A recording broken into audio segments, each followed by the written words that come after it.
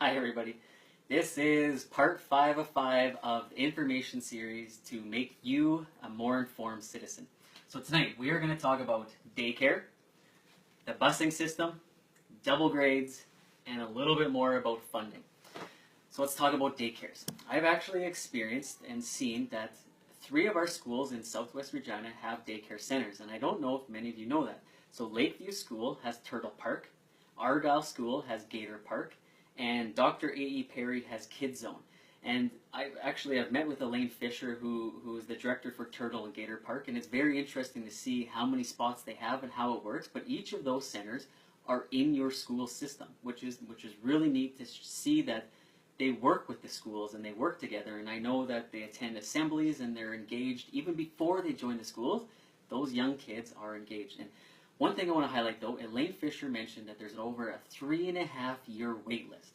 Well, I have something exciting to announce that Dale West was mentioning to me a couple weeks ago. And Dale knows the inside, so he's the current trustee that I'm trying to take over for. He's stepping down after 10 years. The 3 new schools coming to Regina will have 90 daycare spots. And we are very lucky in Southwest Regina because 2 of those schools are coming to our area.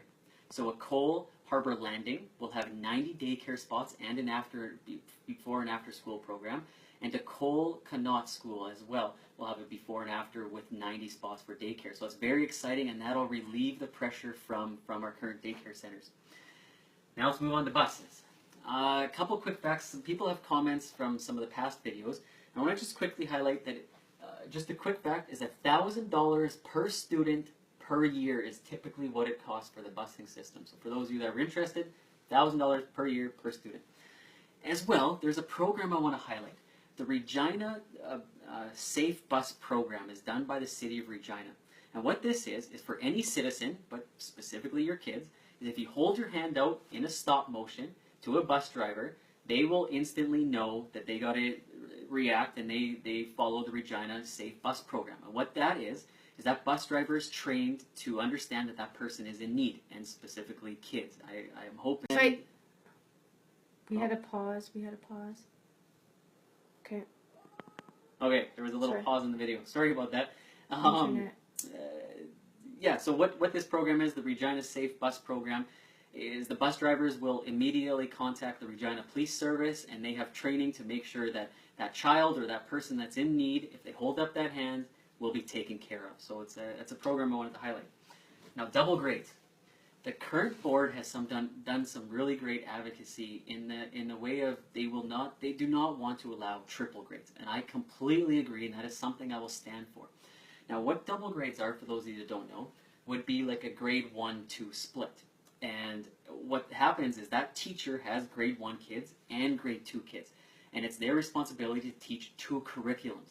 And I've talked to many teachers about this, and I want to give a shout out because that is a ton of work. That is a lot of coordination, a lot of planning, and those teachers do a lot of extra work too, and including actually my son's teacher, Mr. Dubé, and he does a lot of work for our son who's currently in a grade 1, grade 2 split as well. And lastly, funding. Our video on funding has about 3,000 views on it, so people like to talk about money. So I have a couple extra facts. Before 2009, the board, so basically the school board was allowed to increase the mill rate. Now what the mill rate is when you pay your property taxes, it is the rate of taxes you have to pay to the education portion. So your mill rate would have been set by where I'm trying to get elected for. And what that did was, if they had extra funds, they could reduce the mill rate, or in most cases what happened is if there was needs for the Regina Public Schools, the mill rate would be increased to meet those needs. In 2009, though, the Saskatchewan government took away that right, and they took away that right from the 28 school boards, and they are now dictating how much funding goes to the school division. So whether that's a good thing or bad thing, I'll let you decide, but it ensures consistency across the province. But in this summer, there was a big announcement made, and it was a great deal between the provincial government and the SAS Teachers Federation, and there was a 1.9% increase.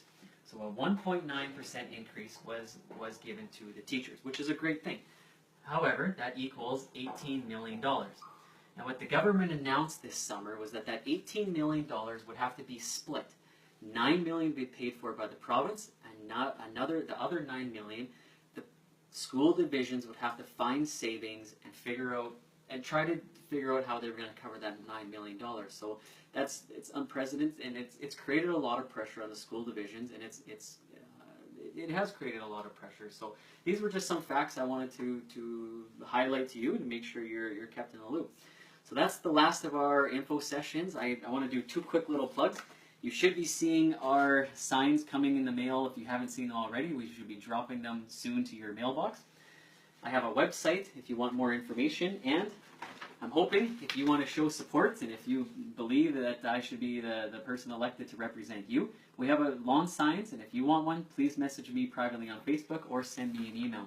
Remember, we all believe in our children, and we all benefit from an educated society. Have a good night.